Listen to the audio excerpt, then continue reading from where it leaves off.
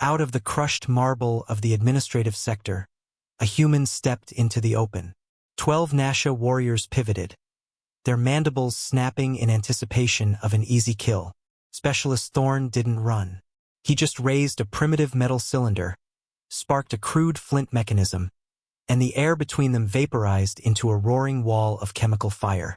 The heat of that fire changed everything we knew about survival. Subscribe to the channel to hear how peace had to die so we could live.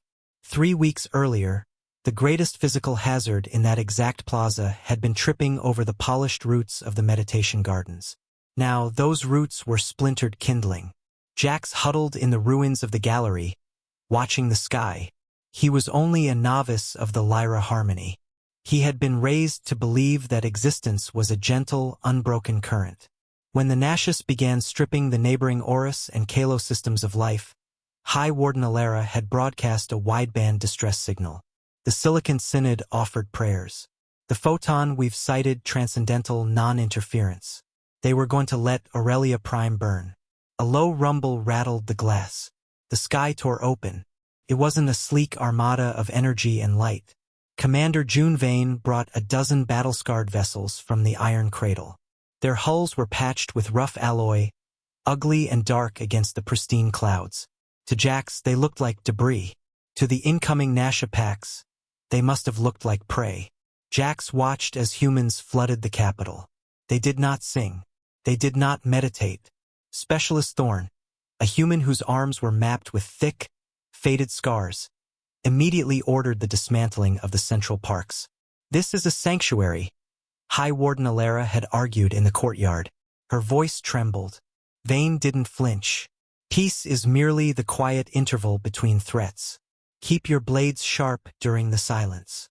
Jax didn't understand what a blade was. Not yet. Thorn's engineering teams began ripping up the cobblestones. They tore down the art installations. They dug subterranean trenches and established what they called a kill zone. It was a profound violation of the Harmony's deepest taboo. The Lyra had not committed an act of violence in 10 millennia. Your survival ratio is 0 if you stay above ground, Thorn told a group of gathered novices. Jax stood among them, shivering. The human held up a heavy industrial mining drill. You don't need to know how to fight. You just need to know how to make this hurt. In the makeshift command center, Jax overheard Vane speaking to the High Warden. It was a harsh lesson in biology. You evolved without predators, the human commander said. Her voice was rough, exhausted.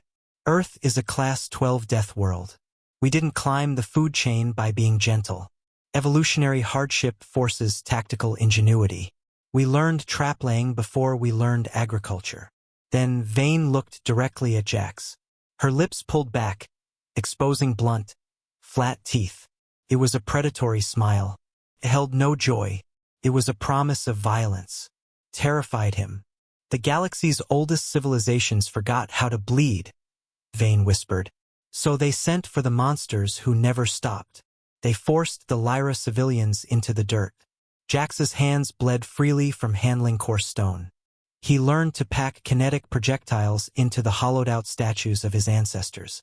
He learned how to rig a civilian transit rail to overload.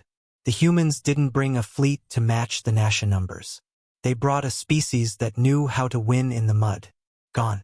The innocence of Aurelia Prime was entirely gone. The price of peace was the capacity for slaughter. Above them, the orbital defense grid flared out. The vanguard had arrived. The orbital bombardment never came. Commander Vane had baited the vast armada perfectly. Her scarred vessels feigned a clumsy, panicked retreat, dragging the enemy vanguard straight into the dense asteroid belt. It was a trap seeded with thousands of proximity mines. High above the capital, the sky lit up with silent, localized suns.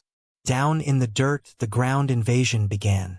Beneath the shattered archways of the financial district, the air tasted of copper and burnt ozone. Jax gripped the heavy mining drill. His hands were slick with cold sweat. He crouched behind a collapsed marble pillar alongside 3 other novices and a human corporal named Reyes. Breathe. He forced air into his lungs as the first Nasha pack rounded the corner. They were towering masses of dark chitin and coiled muscle. Their heavy footfalls cracked the ancient paving stones. They moved with absolute, terrifying synchronicity. For a second, Jax's vision blurred. His deep pacifist conditioning screamed at him to drop the weapon. He froze in place. A massive Nasha lunged, mandibles wide, bypassing the rubble barricade completely. Jax pulled the trigger. Nothing happened. The safety catch was still engaged. He had failed. He squeezed his eyes shut and waited for the end. A deafening crack split the air. Reyes had stepped directly in front of him, firing a kinetic rifle at point-blank range. The recoil threw the human backward. The Nasha collapsed in a thrashing, ruined heap. Reyes was bleeding profusely from a deep gash across his shoulder plate. He did not yell at the boy. He just hauled himself up with a grimace and shoved the heavy drill back into Jax's trembling hands, which meant the human strategy relied on their flaws. The resilience of Aurelia Prime was not going to be a flawless, clean victory. It was going to be built on 1,000 small failures, corrected in real time by sheer, desperate willpower. The surviving Nashus retreated from the side streets.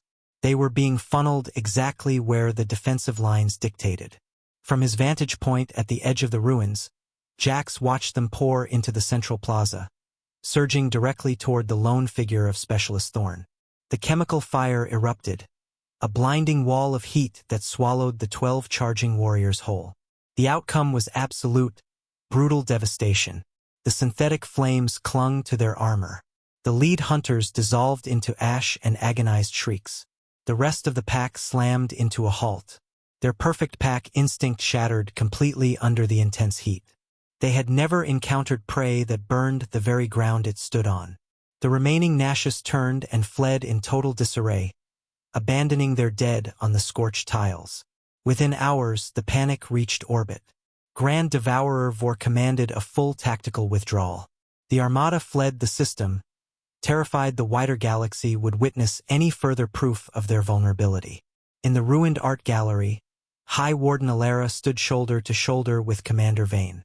The pacifist era was officially over. By nightfall, the Silicon Synod had already dispatched an encrypted envoy, begging the Iron Cradle for military advisors. 10 years passed. The central parks of Aurelia Prime never bloomed again. They remained a stark network of fortified trenches, preserved as both a memorial and a warning. Jax stood at the edge of the old kill zone. He wore the dark uniform of the new Lyra Defense Force. His hands were heavily calloused. His left arm bore a thick, raised scar from a combat drill. He looked up at the pristine clouds, thinking about the monsters who had taught his people how to bleed. Slowly, his lips pulled back to expose his flat teeth. It was a predatory smile. The Iron Cradle woke the galaxy up to the reality of war.